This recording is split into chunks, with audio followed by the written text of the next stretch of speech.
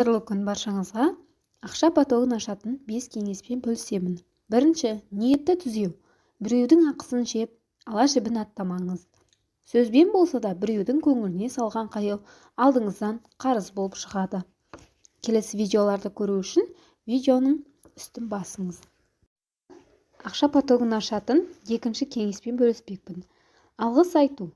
Алла тағаладан бастап әр жұтқан ауаңызға, ескі де болсын киіміңізге, жалдамалы болса да квартираңызға шүкір деңіз. Шүкір еткен сайын нығметіңізді арттырамын деген хақ тағаланың уәдесі бар. Видеолар пайдалы болып жатса, лайк басып достарыңызбен бөлісуді ұмытпаңыздар.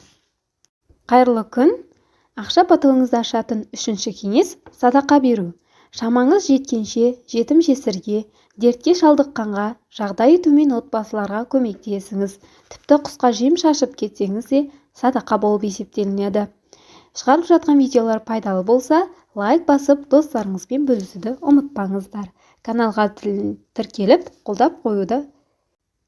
Ақша потогын ашатын келесі кеңес – тазалық. Үйдегі артық зат энергияны жейді. Қажет емес дүниелерден, киімнен, ыдыстан, жеке заттардан арылып, толық жинап тазалап отырыңыз. Ескі затты кетіріп, жаңа дүниеге, мол табысқа орын босатыңыз. Осы видео пайдалы болса, реакция жіберіп, ой-пікірлеріңізді жаза отырыңыздар. Каналға тіркеліп, лайк басып кетіңіздер. Алғысым шексіз. Ақша потогын ашатын соңғы кеңесіміз – еңбек ету. Ештеңеден қорықпай бастап кету.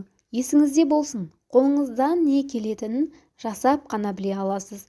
Іске кіріспей, мидағы қорқыныш арта береді.